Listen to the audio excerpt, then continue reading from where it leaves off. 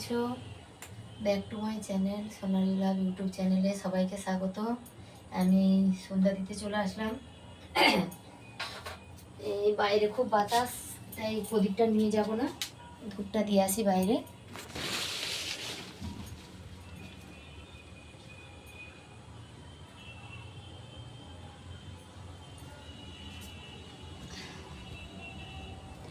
এবারে ঘরে সন্ধ্যাটা দিয়ে নেবো।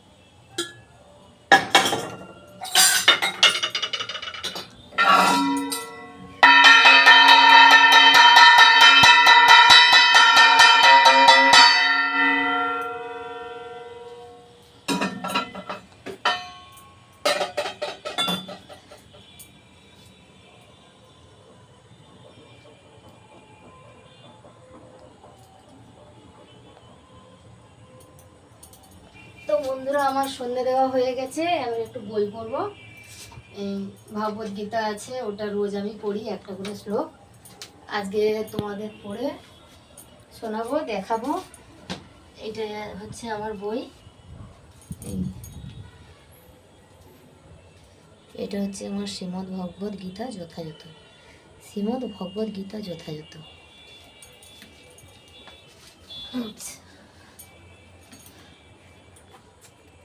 ওং শ্রীমদ্ ভগবতে বাসুদেবায় নমঃ। জয় গীতা।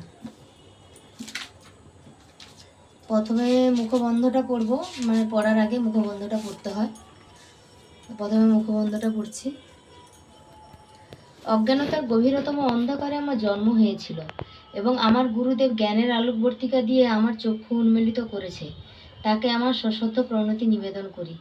শিলরূপ গোস্বামী প্রভুপাদ, যিনি শ্রীচৈতন্য মহাপ্রভুর অভীষ্ট উদ্দেশ্যে এই জগতে স্থাপন করেছেন, তিনি কবে আমাকে তার শ্রী পাদপদ্মে আশ্রয় প্রদান করবেন? আমি আমার গুরুদেবের পাদপদ্ম ও সমস্ত বৈষ্ণববৃন্দের শ্রীচরণে আমার সশ্রদ্ধ প্রণতি নিবেদন করি।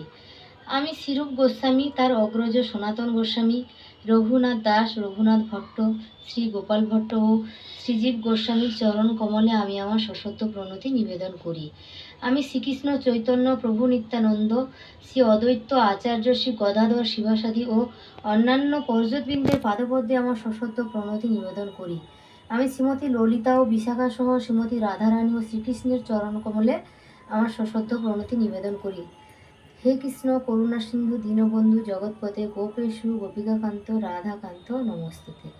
হে আমার প্রিয় কৃষ্ণ, তুমি করুণার সিন্ধু, তুমি দীনের বন্ধু, তুমি সমস্ত জগতের পতি, তুমি গোপীদের ঈশ্বর এবং শ্রীমতী রাধারানীর প্রেম সম্পদ। আমি তোমার পাদপদ্মে আমার সশ্রদ্ধ প্রণতি নিবেদন করি।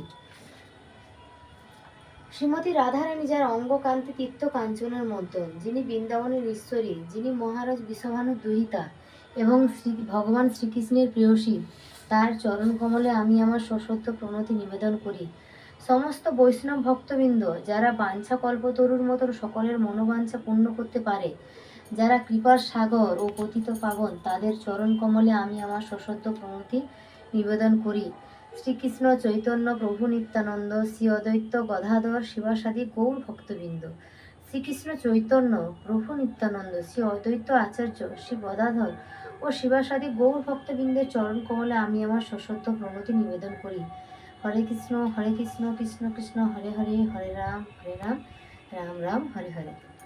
এবারে আমি গীতার মানে কর্মযোগের আজকে পড়ব কর্মযোগের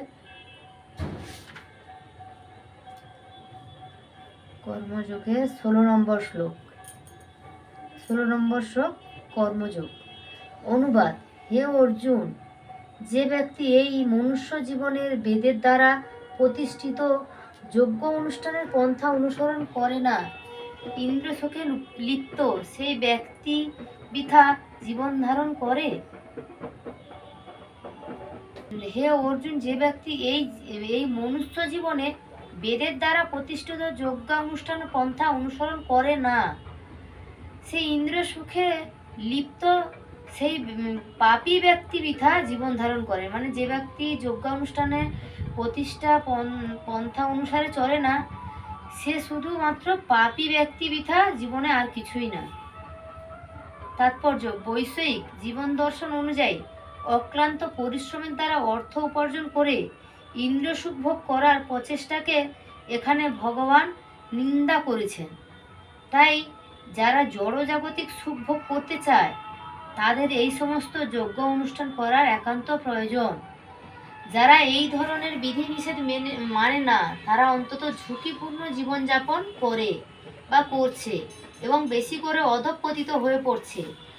প্রকৃতির নিয়মে এই মনুষ্য জীবন বিশেষ করে কর্মযোগ, জ্ঞানযোগ অথবা ভক্তিযোগের মাধ্যমে উপলব্ধি করার জন্য নির্দিষ্ট হয়েছে।